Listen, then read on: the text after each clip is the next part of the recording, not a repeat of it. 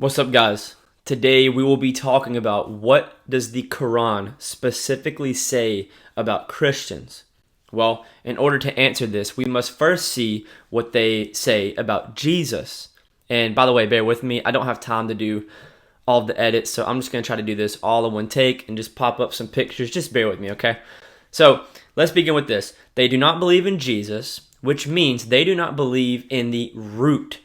The Christian roots and the Islamic roots are not the same. Yes, there are commonalities between us. There are similarities between us, but there is more differences between us than similarities. And people are going to be like, what do you mean? Both religions basically say to do good. They do basically say to do good. But if you're doing good to enter heaven through your works, it's not going to happen. The Quran believes, we've all sinned against God. As long as our good outweighs our bad, we're going to heaven. No, that's not what the Bible says. Jesus says, I am the way, the truth, and the life. The only way to get to the Father is through Jesus. Okay? So let's just start off right there. And by the way, a lot of you are going to comment and say, but Will, Jesus didn't even come into the picture until 4,000, 5,000 years after creation. Whatever. Jesus has always been.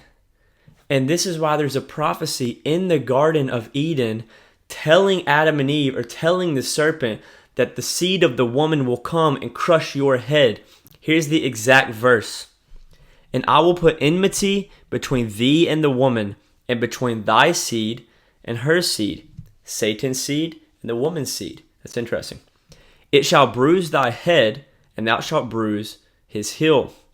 And in my opinion, and most Christian scholars' opinion, most Christians will say this, that the bruising of the head is Jesus being crucified on the cross and overcoming death and providing salvation, and the striking of the heel is the pain of the crucifixion, or the pain of God seeing his children being devoured and killed by Satan. Okay, that's my personal opinion.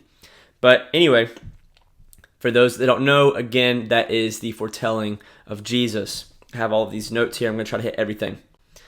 One more thing about Jesus before we get into what the Quran says about Christianity, or about Christians. In Colossians 1:15 through 17, it says, He is the image, Jesus, of the invisible God, the firstborn of all creation. For by him all things were created, both in the heavens and on earth, visible and invisible, whether thrones or dominions or rulers or authority. All things have been created through him and for him. He is before all things, and in him all things hold together. So after hearing this, you cannot say that Islam and Christianity can coexist on this idea of salvation. It is impossible. There's two different paths to heaven according to Islam and Christianity. Christianity says, no, Jesus is the only way. The Quran says, Jesus is good, he's a prophet, but he isn't the way to heaven. But anyway, let's dive right into this. You guys are going to be mind blown when you hear these passages and verses in the Quran. Let's go. Let's start right here. Surely those who believe, and those who are Jews, and the Christians, and the Sabians, whoever believes in God and the last day and does good, they shall have the reward from their Lord, and there will be no fear for them, nor shall they grieve. That's in 262 and 569 of the Quran. Okay, you're like, that's not that bad. Let's keep reading. And nearest among them in love to the believers will you find those who say, we are Christians, because among these men are devoted to learning, and men who have renounced the world, and they are not arrogant. Again, that doesn't sound bad at all. O you who believe, be helpers of God, as Jesus, the Son of Mary, said to the disciples, who will be my helpers in the work of God? Said the disciples, we are God's helpers. Then a portion of the children of Israel believed, and a portion disbelieved. But we gave power to those who believed against their enemies, and they became the ones that prevailed. So now you're probably thinking, Will, we agree with this. That's a lot of love coming from the Quran, coming from Islam. And I knew you'd be thinking this. This is why I posted more Quran verses. Here we go. If only they, Christians, had stood fast by the law, the gospel, and all the revelation that was sent to them from their Lord, they would have enjoyed happiness from every side. Here we go. There is from among them a party on the right course, but many of them follow a course that is evil.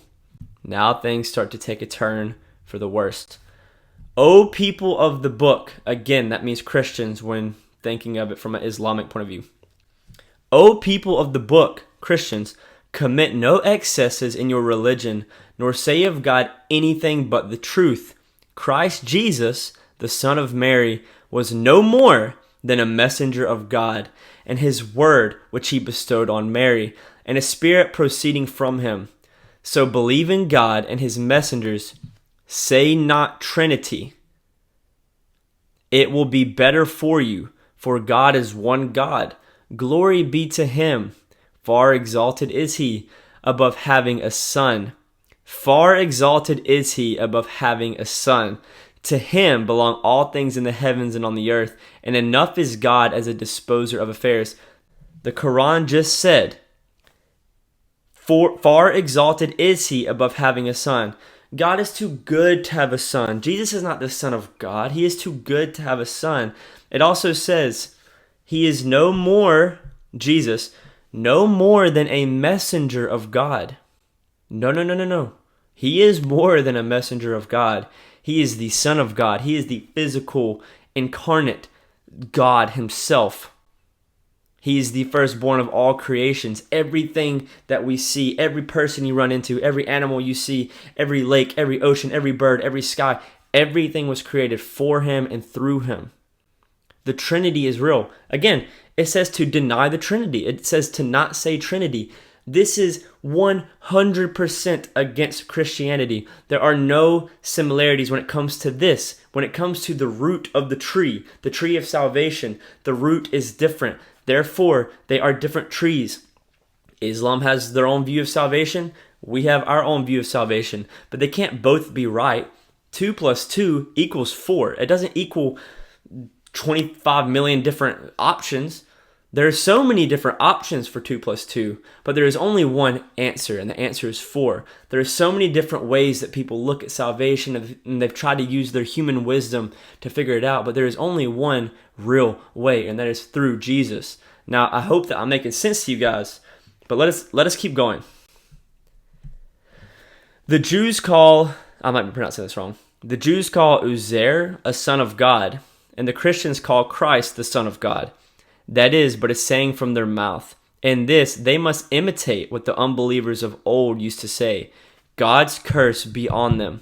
They're literally cursing people who believe Jesus Christ is Lord.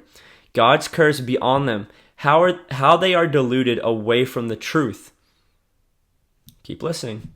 They take their priests and their something to be their lords in degradation of God. They take as their Lord Christ, the Son of Mary, yet they were commanded to worship but one God.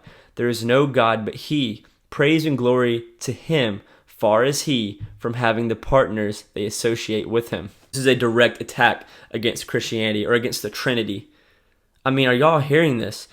This book, this holy book, and I don't care if it offends people.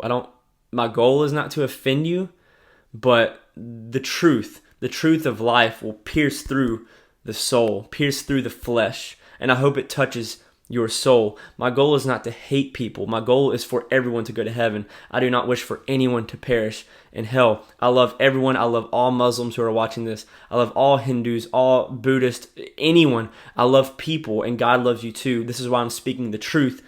Who are we going to be as Christians in the face of social persecution? I have nothing to gain by doing this. My own family may turn against me. My community may turn against me. A lot of my friends, they don't want to talk to me anymore. They don't want to talk about this stuff. They don't like it. It hurts. It hurts their flesh. Why did it say in the book of Genesis, when it's talking about the Tower of Babel, or Babel, however you pronounce it, and the creation of Adam and Eve, let us go down. Let us go down. Talking about the Tower of Babel. And then for the creation of Adam, let us make mankind in our image. Who's our? It has to be the Trinity. That's plural. That's plural. There is one God, but the Godhead has 3 different forms, just like we do. We have a physical body that we can touch and feel, but we also have a mind, body, mind, soul. Or Some people will say body, soul, and spirit. I mean, I know this doesn't sound too far-fetched. All right, guys. All I have to say, it's spiritual warfare. Times are getting tough. I am blessed enough to be able to just post this online without someone coming to my house and killing me or taking me and putting me in prison. Other countries, a lot of other countries and places in the world do not have this opportunity. So if we can't stand up now in the face of basically no danger, just some social persecution, which is hard. I'm not saying it's not hard. But if we can't do it in today's time, what makes you think that you're going to be strong enough during tribulation times? During the times when no man has ever been tested. No man has ever been tested to that level of the tribulation.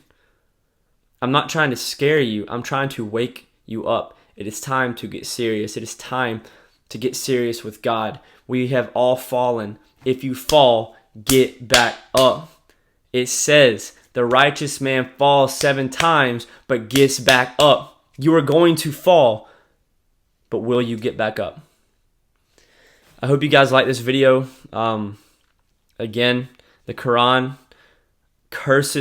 literally curses those who believe that Jesus is the Christ and curses those who believe in the Trinity. Guys, wake up. It's only a matter of time. Like and subscribe. Peace out. Have a blessed day.